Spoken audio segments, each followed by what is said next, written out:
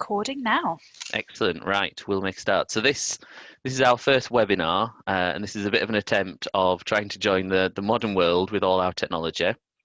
The idea for today is that we're going to cover energy and water as a topic. And by all means, as we kind of go through, if people have got questions, we'll sort of explain how that's going to work.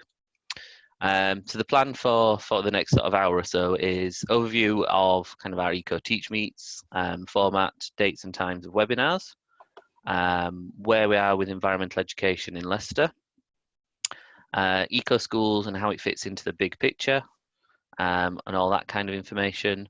And then we're going to look at energy projects, and we're going to look at water projects in a bit more detail, and then questions and answers if people have got questions, and then any other opportunities that are coming up. If people are struggling with sound, what we'll be doing is we're going to record this webinar today. So if you find that you can't hear it for whatever reason, we are going to record it and we'll put it up on the extranet later on this morning. So it's not the end of the world if you can't hear at the moment. Okay. So the plan is that these are going to run weekly during term time. We set up to an hour, so it depends on the topic and how long they last. Kind of Leicester focused, but obviously suitable for everyone. So we hope that these are useful for other people afterwards. Like I said, we're going to record the PowerPoint and share the links afterwards, and that'll be up on the school's extranet site. And during the presentation, if you've got any questions, just pop them in the chat box, and Amy and I will pick those up as we go along. Technical things we're not so sure about, but everything else I think we'll go along with. Sarah can hear now as well. So oh, excellent, fantastic, brilliant. And then yeah, if people have got questions at the end, we'll just have a bit of an open sort of opportunity for people to ask questions, because there's only sort of the 8 of us today. We weren't sure if there was going to be hundreds or just Amy and I talking to each other. So yeah, we'll do that sort of question and answers towards the end. So apologies if you probably know some of this already, but what we want to do is just cover a little bit about what we do. So Environment Education Leicester, so we provide support free to all schools in Leicester. We do communication through social media, so Twitter, Facebook. We now have got an Instagram and a YouTube account. So we'll make sure at the end that you can see where they are if you want to have a look at those. We do the monthly e-bulletins, and we've got the quarterly newsletters, which goes out electronically to people. And again, if you don't already get those, we can add you to those mailing lists. We run Teach Meets. So the next virtual one will be in May, which should be good. And then obviously we've got the webinars. We do an Eco School Roadshow in the autumn term. Eco Schools Food for Life celebration that normally is in June, July time. And we're just looking at kind of how we'll plan that for this year. And then we've got our Sustainable Schools celebration evening, which is every other year. So that'll be coming up in October this year as well. We focus on the Eco School Award, as most of you know. So we're very pleased with the amount of schools that we've got at different levels. So we'll show you that in a second. And today is kind of around that delivery of energy and litter focus projects that we tend to pick up, where if it's another topic, we tend to have partners that work with us, but we tend to pick up energy and litter as the 2 main areas. And then there's a lot of project support, partnership working with internal and external organisations. Just a few little pictures there from our roadshows. So these are the ones that run in the autumn term. Really pleased how they go. So we normally have 5 or 6 secondary schools, and the primary schools come and visit, have a bit of a workshop in the morning and find out a little bit about different projects and things. And we're hoping to run them again this autumn. And there's just a few pictures from our celebration event, which happens in June, July. So it gives you an idea. Children have stalls, and then counsellors and other people come and have a look round. And again, really good opportunity to sort of showcase what schools are doing. And again, we're just looking at kind of how we might do that either virtually or in the autumn term. So there'll be a survey going out to schools to ask them a bit more about that. So in terms of eco schools and how we work with people, so we've worked on eco schools and awards since September 2014. We have about 114 schools in Leicester, and at the moment we've got 109 registered on the programme. Of those, 91 have achieved bronze, 78 achieved silver, and of those 48 have achieved our top level of green flag. So you can see since we sort of started the programme, In that first year, we had a lot of schools that were registered, and then year on year, the number of green flags are increasing. And we're just short of, I think, about 2 or 3 to actually be nationally in England the #1 for green flags. So just a couple more, we just need to be there basically. So Wirral, I understand, is the competitor at the moment. So hopefully by the end of this academic year, we'll be #1 for green flags in England. So that's really pleasing. So in terms of eco schools, 7 steps. And Amy and myself, we work with schools on looking at the 7 steps. So what I was going to do really quickly is just go through each of the steps, just in a little bit of detail, and how this all sort of fits in together. So step 1 is the eco committer, which most schools have got in the city. So that's at least 1 pupil from every year group, meet at least once every half term, and they share responsibility for running the meetings. We have then a representative from parents, governors, or senior leaders. And if you're a first school green flag, that bit's optional. And what I've done on the PowerPoint is, when this goes up, is the link on this top right here is where all the early years primary and secondary resources for each topic are. And there's also an embedded video on YouTube, which shows you from eco schools all the different projects that you can do kind of in each of those topics. So that's step 1, getting your committer. That can be a school council. It doesn't have to be a separate eco team. It can be a group of students that are already involved in school. Step 2 is the environmental review, and that covers the 10 topics that are in eco schools. And what I've done here is just done a little screenshot from the early years. So that bit there is energy, to a primary version, which is a full page energy, and secondary school, which is 2 pages on energy.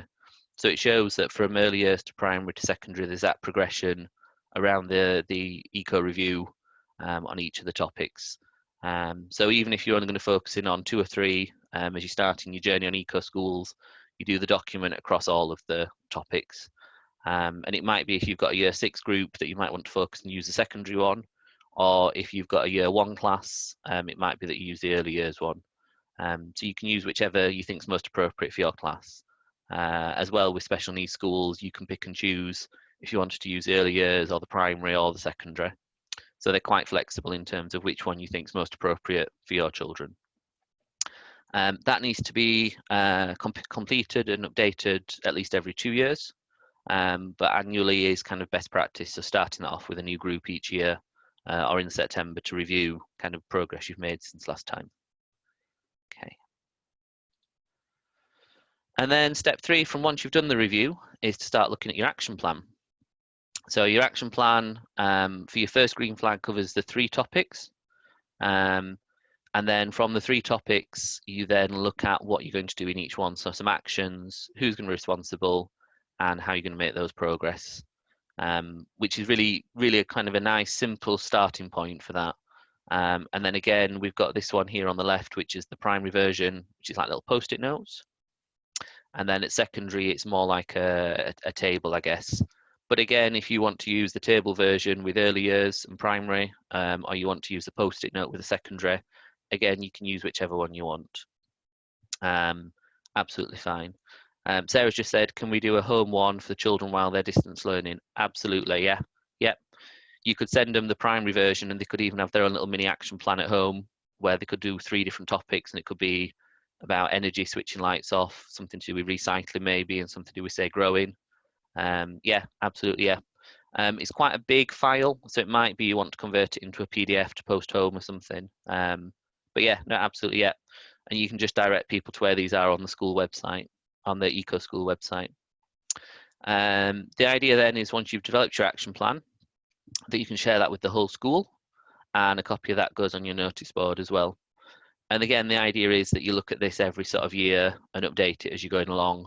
So I've seen in some schools where they type up the first version, and then maybe once every term they sort of sit and do handwritten notes on them. So again, it just means that the students, the pupils, are reflecting on what's happening with each of the topics. So that's kind of the action plan. And as an assessor, what I would always say is, the more it's been handwritten on and the more it's updated, the better, really. We do like to see that the students have been involved and it's not just a perfect, neat document. And we do understand that the idea is that you're doing it over time. It's not just a finished article. So once you've done your first 3 steps, that's where you can then go to looking at your bronze award. So you do that through the EcoSchool website, and that's a self-certification. So you don't need to show any of that evidence, but it's obviously good practice to do those steps and keep it yourself on a notice board. So once you've done that, then step 4 is the curriculum links. So that's making links between the school's activities and what you do in school, which is really useful. From that, the idea is that you look at different topics. So it's not necessarily a case of you are changing what you're doing. It's more of a case of you look at what's already happening and looking for kind of opportunities that are already there. And it might be as you do curriculum reviews that you look for different opportunities when you're redeveloping the curriculum. But it's not a case of you can't move on from this step unless you change things in the curriculum. It's more about what we're already teaching, in what year groups do we do certain topics, and looking for those opportunities. And those topics that you're looking within the curriculum don't have to be the same as your action plan. They can be in any topics. And here's just a couple of examples. There's a template on the EcoSchool site, and this one here is just an example from a secondary school. So that's something else. Okay. And then step 5. So up until this point, it might be that you've just been working with your eco team and not necessarily told the rest of the school about what you're doing. But at this point, it's about making sure you're informing and involving the rest of the school about what the committee are doing. So that's about covering the 7 steps. Primarily, that would be through your eco notice board in school. So that needs to be somewhere quite public. So in the hall or in a corridor somewhere, or reception is brilliant. On there, you need members of the committee, the review, the action plan, as you're monitoring your data, and your eco code, which we'll come on to shortly. And then from that, you're doing a variety of different communications. So that might be through Twitter, through Facebook, through newsletters, bulletins, other displays in school, parents' evenings, lots of different options around where you do that.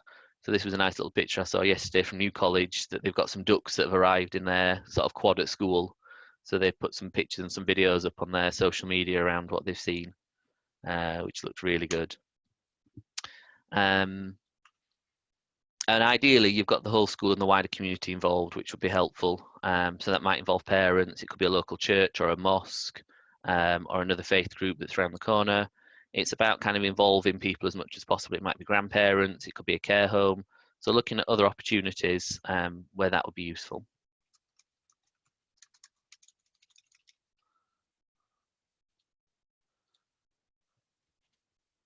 And then the next step is about monitoring and evaluation. So by now you've started your 3 topics, and you're starting to work on those topics in some detail. And now it's around looking at how you monitor that and measure those changes and find out what works and what doesn't. So the committee should be monitoring the effectiveness of each of those topics. Ideally, that would be doing through data collection, so it'd be counting or monitoring some way. But if not, it could be a survey, so getting the students to ask parents, ask children things. And if not, the sort of the third option, if you like, is photos of before and after. So if it's like a garden project or a growing area, looking at before and after opportunities. And if you can do all 3, even better. Communicating with the whole school. So again, that could be doing it through an assembly, updating things on the notice board. So here's just an example of one of our schools where they've sort of putting all their things onto their notice board, and this was in their main reception at school. So as parents came in the morning, they could have a look at data and their action plan and other bits and pieces that were on their board. The next step is that that's analysed by the pupils to develop further actions of what they want to do. So that could be looking at, say, energy saving. They might look to see how much they've saved over a week and then set themselves a target for the next week or the next month. So looking at how they do that. And then the ultimate aim is that that data is then used in curriculum. So it could be graphs and charts in maths, or it might be a topic that's been delivered through science or geography or any subject really. So the idea is that data is ultimately used. And then the very last step before going for their green flag is looking at an eco code. So that's creating a call of action to the whole school. That's an agreement with pupils and giving them their ideas of what they want to draw up from their project. Reflects the whole topic actions that you're working on, and it's displayed around the whole school. So it could be classrooms, halls, the office.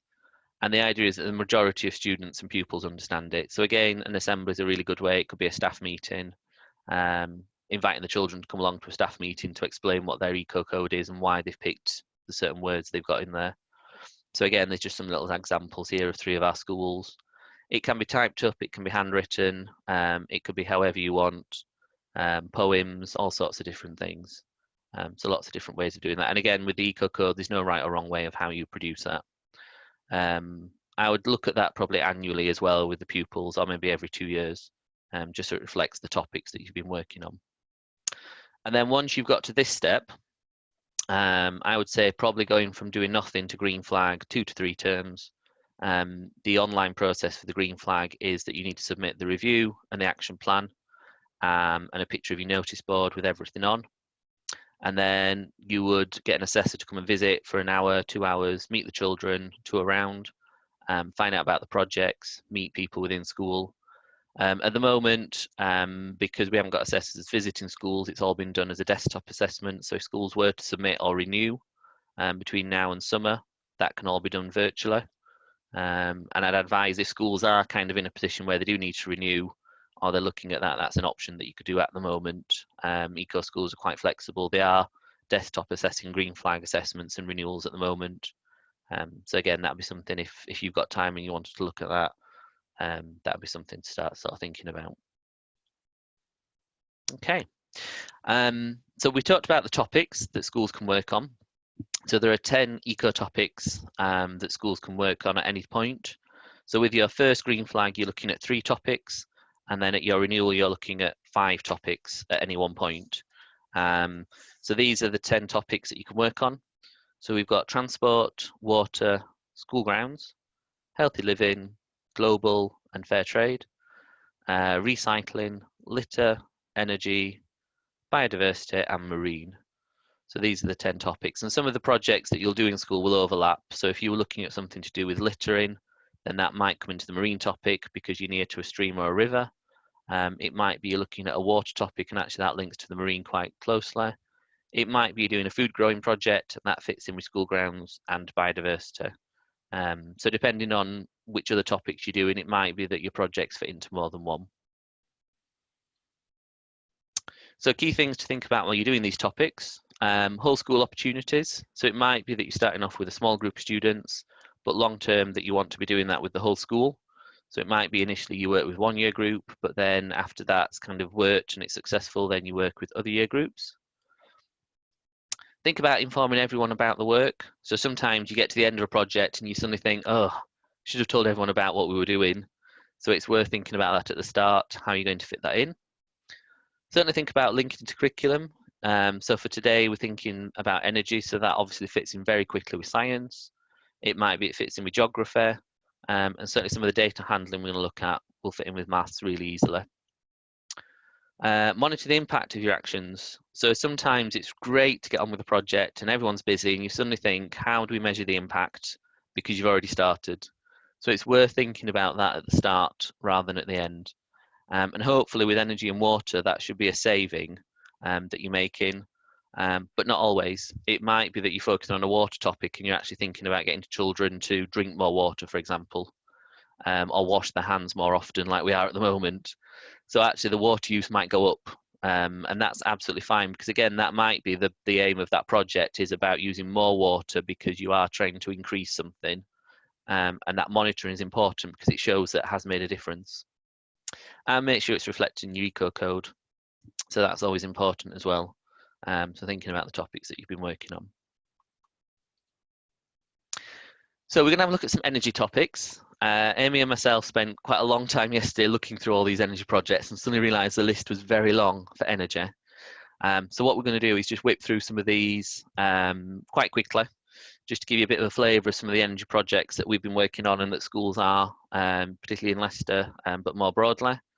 And then if people have got some questions around energy, we can pick them up at the end. But hopefully just gives you a bit of a flavour of some of the different topics that we've been working on.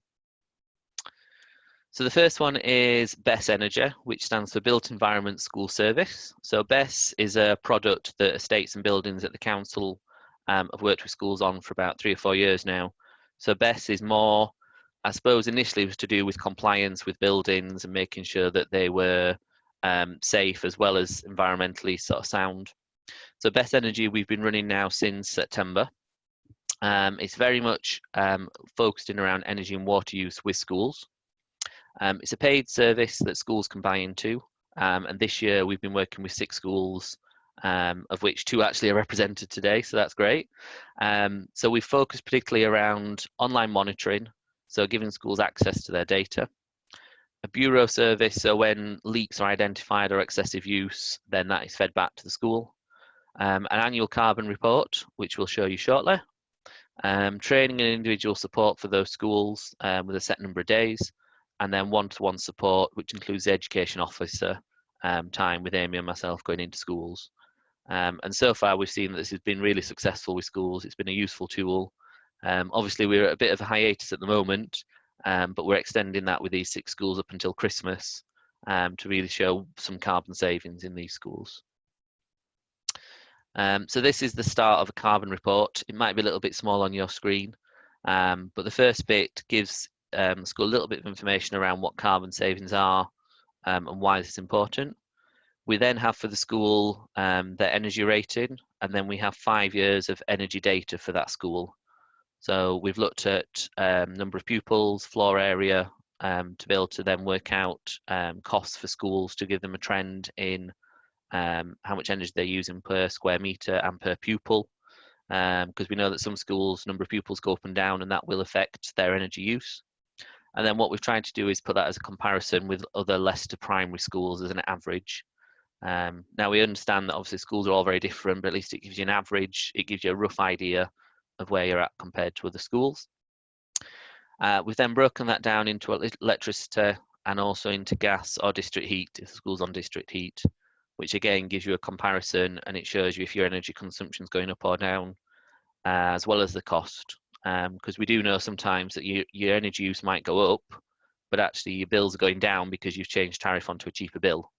So we've tried to look at it in terms of energy and in terms of cost, which also is then measured in carbon. So it's hopefully going to give schools a bit more of an indication of where they're up to and really give them some planning ideas. We also do that for water, because water's obviously got a carbon impact, and that's something that a lot of people don't necessarily think about.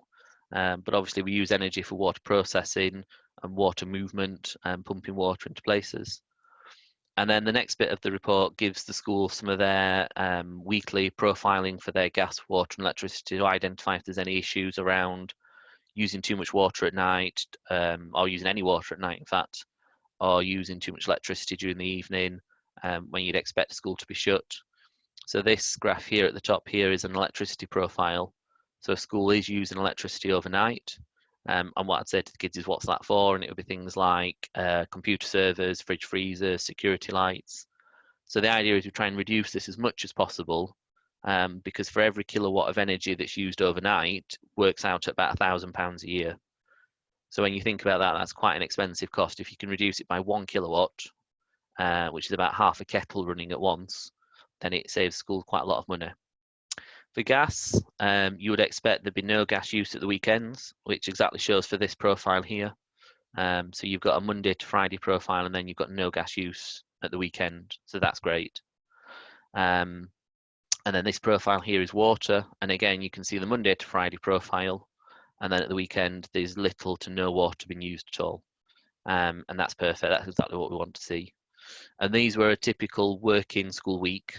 And what you do is you compare them with the holiday, and you'd look to make sure that during the holidays that water use was almost zero, unless you had cleaning staff in or you had other things happening. So it's a really good way of sort of just looking at your energy use on those graphs.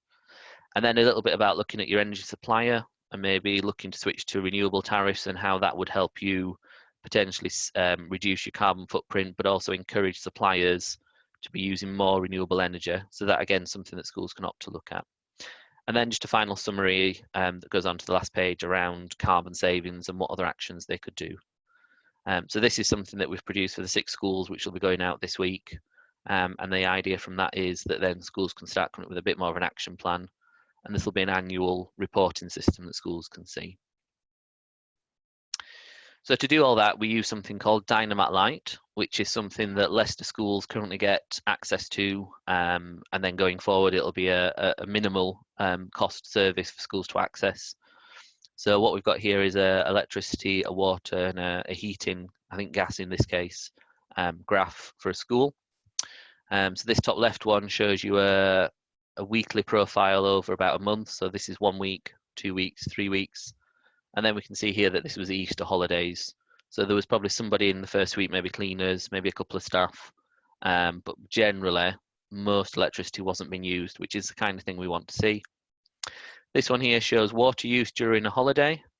And you can see that during the days there was minimal use. That was maybe urinals and things sort of automatically flushing. But then on this day here, probably a Tuesday, then somebody was flushing the system, which is something that schools have got to do to make sure that the water's running through the system properly. And that's exactly what we'd want to see. And then with heating here, we can see that we've got overnight where the heating goes off. And then at the weekend, the heating is completely off, which is what we'd hope in April. And again, that's useful to look at. So for this example here, it might be that this gas being used for heating, but also for hot water, for washing hands and things. So schools can access that at the moment, and if you can't as a school, that's something, if you want to get in touch with Amy and myself, we can make sure you've got access to. But that's the kind of the main tool that we use for schools to access. Dynamat is kind of an add-on system that we use with schools. Not all schools have something like this. The other option would be looking at smart meter data, which we know more and more schools are accessing at the moment. But that, again, that's something that we can sort of share with schools with a bit more information. So the next thing is carbon literacy.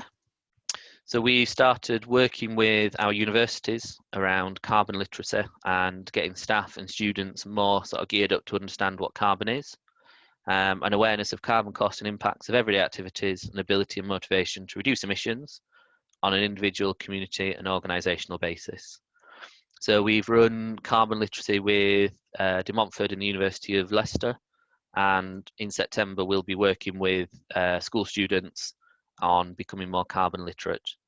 So that's a day course that we're running with school students to basically get them to understand their carbon footprint around food and transport and lots of other things. So the pictures here is this top left one is some of our uni students that were trained up, and the one at the bottom right is some of our teachers and governors that have been training back in February. So again, we've got governors and we've got staff trained up on carbon literate awareness, which again is a really positive. And again, we're hopefully running them again in the autumn term for people to come along to. Key thing also is getting your students to think about how they can be more carbon aware in school. So we've developed carbon energy champions in school, which was really good. So this gives them the responsibility for going around to check and hold the school accountable. So they like a good job description, so they know what they've got to be in charge of. So this was one that we did with Wyvern Primary. So you can see the sort of things: checking light, checking PCs, checking temperatures,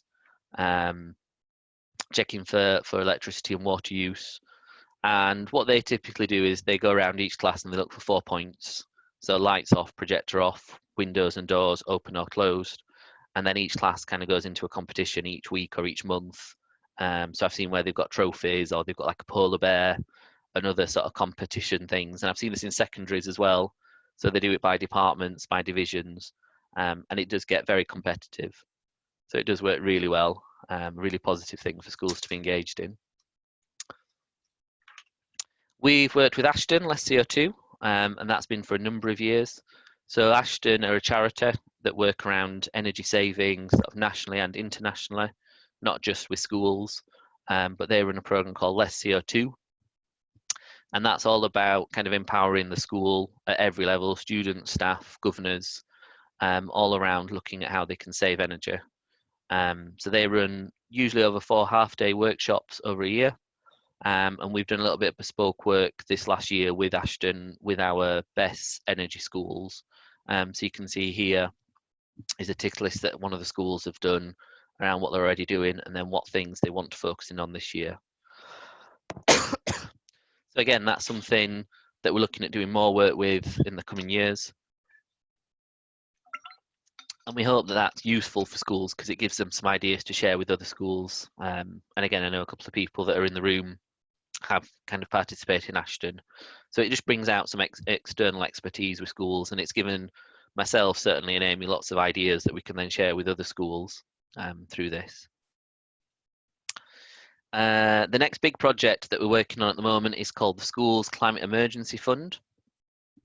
So if you look at these two pie charts, this was our carbon footprint for the council from 2008-9 to 2018-19. So a 10-year difference. And what you can see, so this includes schools, is that in 2008, 31% of our carbon emissions came from schools. And it's actually increased as a proportion to 41%. So when you look at that, you think, gosh, schools are using more energy then, what's happened? So it's not necessarily that the schools are using more energy, it just means that they're using more energy as a proportion compared to our other energy consumers, basically. So within this 10-year period, we've put LED lighting into all our street lights, so that's why this has reduced so much. And our corporate buildings have gone down, partly because we are just using less buildings. Some of our buildings we've decommissioned, but we're also putting more technologies in. So as a proportion, then schools look like they're using more energy. So they've actually gone down by about a third in this time period. They're using about a third less energy. But we do know that we want to try and reduce this as much as possible.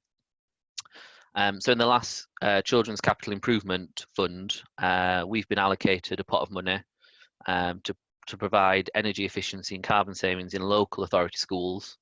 So that's going to take the form of an energy audit that we're having commissioned through Salix, and they're going to look at all the different technologies that are available that we can install in schools. And then we're going to be working with somewhere between 15 to 20 schools this academic year coming to install technologies such as solar panels, LED lights, and hopefully reduce their carbon by using Salix Finance to do that.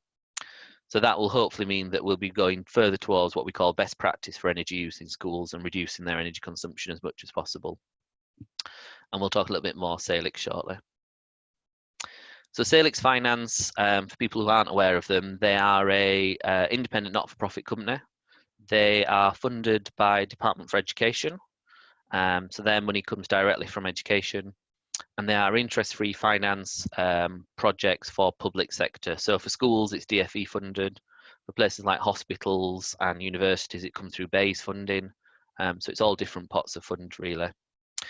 Schools can take out these interest-free loans to be more energy efficient, as long as they can pay them back within 8 years from the energy savings, and it costs no more than £222 per tonne of CO2, which is something that Salix do a lot of that analysis on. They check that sort of data. No outlet cost for schools, so it doesn't cost them anything up front. And depending on which system you use, you get a full site survey to identify those savings. So schools might take out maybe £100,000 loan, which does sound a lot, but they'll pay them back in potentially 6 or 7 years from the gas or the electrical savings they've made. So typically it might be LED lights, it might be boiler insulation, it could be other technologies, but generally LED, solar panels are the main things that schools look at these days. And at the moment we've got about 5 or 6 schools that have done something like that in Leicester. But like I say, in the next year we're working with Salix to support sort of 15 to 20 schools on this project, which should be good. But any school can apply for Salix. It doesn't have to be through the council. Academy schools can also apply for Salix Finance, but it's a one-off, once-a-year payment that academies can do. Local authority schools can apply at any point, at any time. And if you like, the pot of money is unlimited, because although it says here 15 million for a funding programme, each year obviously the schools are paying back those savings, so that's money that's now available again to loan out. So it kind of within reason, it's an unlimited pot of money.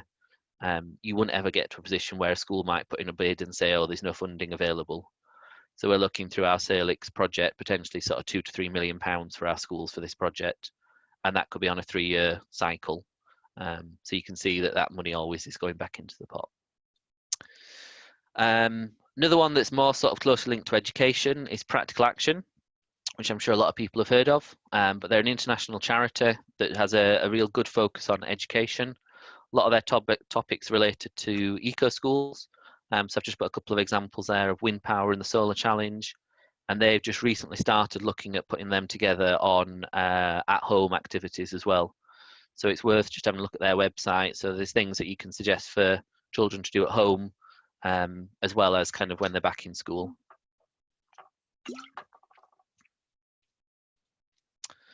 And that brings us on to the Eco Schools at Home topics. So Eco Schools, obviously most children are not in school at the moment, but the Eco Schools at Home is an international project that the Eco Schools across the world are doing. And every Tuesday at 8 o'clock, they publish a new Eco School topic on each of the different topics. So that's something that children can do at home. So you could send that as a PDF. I know 2 or 3 of our primaries are sending this as a homework activity that children can just do at home, and they're all designed for things that children can do without any special equipment or anything particular they need to look at. So like the electricity one is thinking about what energy use is at home, looking for their energy meter. So basic things that really gets them engaged. And these could be things that we could do even when schools are back in full flow again. This could be an activity that you could then extend to home for people to look at. So these links here are just the 4 topics that have come out so far. And I think they're doing 10 altogether. So that's another sort of useful resource that links directly with Eco Schools. And then last month was Earth Hour. So this is an annual event which for last Saturday in March, where people kind of focus on an hour switching off electricity, switching off lights, cities do things like switching off big buildings and things. So again, it's just about raising that awareness of kind of electricity and renewable energy, which is run by WWF every year. Make some really nice resources at schools. Yeah, that's a very good point. Amy's just mentioned on the Litter topic that came out last night. They've got a competition where you could win a visit from a Womble, and they'll donate £500 to a wildlife charity of your choice. So through the Eco Schools at Home, the new topic that's just come out last night, is something that children can enter as part of the school competition as well. So we'll make sure we add that to the link as well, so people can see that one. And I think the deadline's the end of May for that as a competition, so you still got quite a bit of time on that one. And then linking all this together, we declared a climate emergency in Leicester in February 2019. And what we're encouraging all schools to do is also to declare their own climate emergency. So very much about, we've got the children doing activities and we've got staff thinking about things, but we want the buy-in from governors and trustees within trusts as well. So the action plan is basically a declaration of what we want schools to formally declare, why they're taking this action. So this could be your students going to a governor's meeting and explaining why they want to declare an emergency. And then the governing board with the students have then got to come up with a list of what actions they're going to do to achieve this. So it could be looking at green tariffs, it could be around about participating in certain projects, it could be doing the carbon literacy. There's lots of different options within the manual that kind of suggest different things you could do within your action plan. And they can all be found on the climate emergency little micro site we've got on the school's extranet as well. So again, that's kind of something we've developed, but you could use that with any school. It doesn't have to be a Leicester school. It's almost just a step-by-step guide to get students sort of thinking with governors around what they want that buy-in to be. So that's our energy topics. Our water topics are a little bit shorter because we focus a little bit more on energy. But we've just got 5 things we're just going to talk very quickly about. So the first one is a water project called The Sea Starts Here, which I guess is probably more marine linked, but we wanted to let people know a little bit about it now. So this is something that's been run through our flood risk team. What they want to do is raise awareness of plastic pollution down drains. So we had a competition at the beginning of this school year where children had to design what the logos around the drain would look like. So this is our winning designs from some children at Overdale Infants. And this is our final design that goes around drains. So from basically September, we'll be working with schools on coming in, doing an assembly, and then working with your eco team, or it could be a class, to go out and spray some of these around drains. So they could be in the school grounds, or they can be on the roads outside. So we've got permission to put these on streets outside as well. So that's something that you could sign up, and it raises around water and pollution altogether quite nicely. Severn Trent, I suppose, is our main partner that do a lot of work around water. So they provide online resources and they do lots of school visits. So I know quite a few schools have had Severn Trent come in. A guy called Phil, really good at sort of working with students, sharing ideas. So they can do things like just straightforward assemblies, but they also have 2 interactive buses that can come into school. And I know at Sandfield, they have the buses where they literally open up these sides of these vans, and they can look at all sorts of activities, things about drainage, treatment, water use, water savings. So again, that's a really good opportunity, totally free, no cost to it. And you can book them in sort of from September onwards to come in and work with classes or year groups at a time. So they're really good. And then a project we've not done recently, but is an option, is something called Yellowfish. So Yellowfish is about raising, again, the idea that anything goes down a drain will end up going into the ocean or into rivers and streams. And it's an environment agency project, but it's again something we could support locally. And as you can see there, spraying yellowfish next to drains, and it just gets people talking and finding out a bit more about what that means. And we work with students to raise awareness of that. And then internationally, World Water Day takes place every year in March, and that's run as a big UN project. And each year they have a different focus. So this year it was all to do with water and links to climate change. So again, it's some really good resources, some good ideas. You can do it as a whole day kind of activity in school, but it just gives you lots of ideas. So you can see the 22nd of March every year is World Water Day. So it could be something you put into the school calendar at the beginning of the year with a plan that you do something as a whole school on that day. So it's quite a nice sort of focus. And it might be something you use as a launch activity for eco school. So doing a day on its own wouldn't necessarily be an eco school topic, but it would be something that you might use as a launch event, or it could be the end of a celebration event of doing something around eco schools. So that's something else to maybe just think about.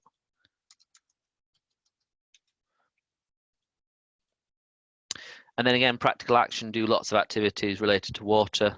So they have 3 that I've just put there: beat the flood, regreening the desert, and ditch the dirt. So again, that's just another opportunity for some of the STEM-based activities around water, whether it's water saving or water filtering or water purifying. So that's just another topic opportunity. And then just 3 extra things we just want to mention. So the first one is we are currently recruiting for an education officer, which is roughly 2 days a week, so that's 15 hours, starting at the end of August. So that's going to be working with myself and Amy. So I don't know if that's a positive or a negative, depends how you look at it. Definitely positive, yeah, we're nodding. So that will be working kind of with schools on eco schools and looking at the award and supporting schools through that as a scheme with Amy and myself. So neither of us are disappearing, but we're just building up our work.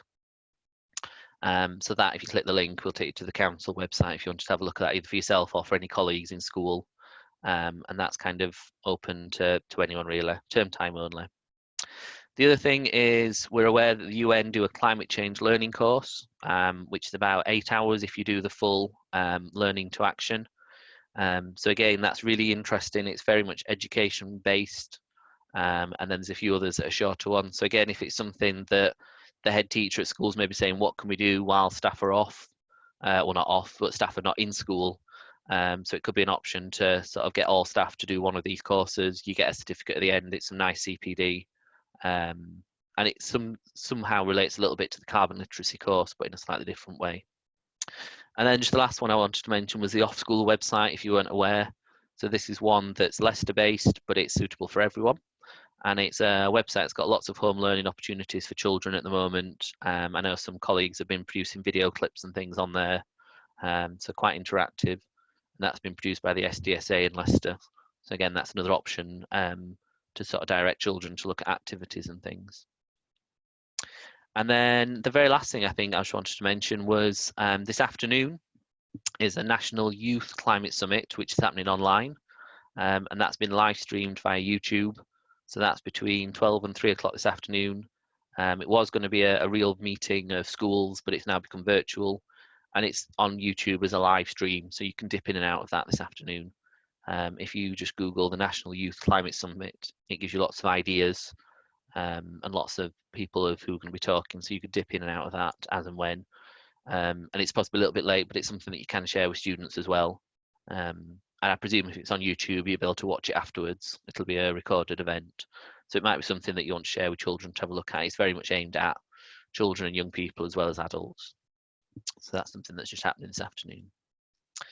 And then I've just put on some links to do some grant opportunities as well. So Salix Finance, some information, some info about tap water grants. So there's a grant scheme that schools can apply to get things like water filters and metal water bottles rather than plastic ones.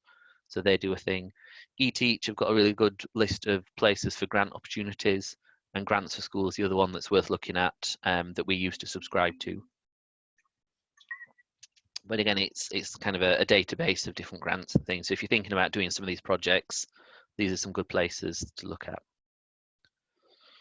So questions and answers. Has anyone got any questions?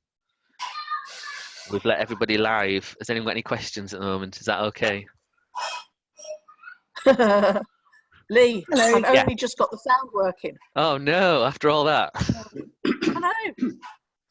How are we all doing? All right. Okay, thank you. Excellent.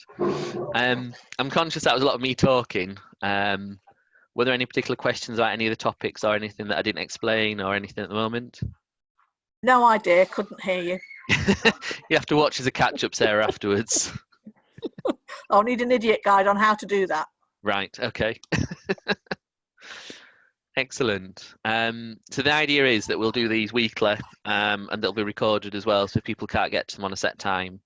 And the idea is, so this one today has very much been me talking.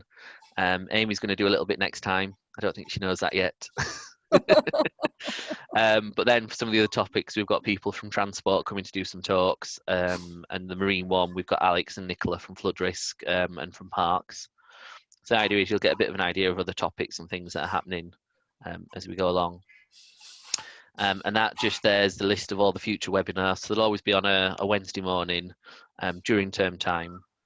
And the idea is, assuming, well, obviously we don't really know what the situation with schools will be, but if schools are not back till September, we'll obviously keep these going until the end of term. If we kind of end up with most people being back before then, Amy and I might just change the times of these to kind of an after school or something.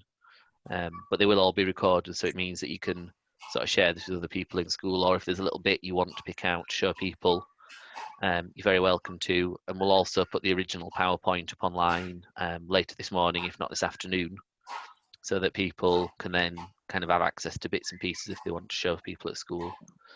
So yeah, Margaret's just put, it's been working on an EU schools project called Urban Science, and they've launched an energy module. Launching, not Launching, sorry, right. It's written, it's just gone off to the designers. Oh, okay, excellent. Well, once we've got that, we can put that up as a link as well. Yeah. That'd be good. And Sarah Eames just mentioned Water Explorers.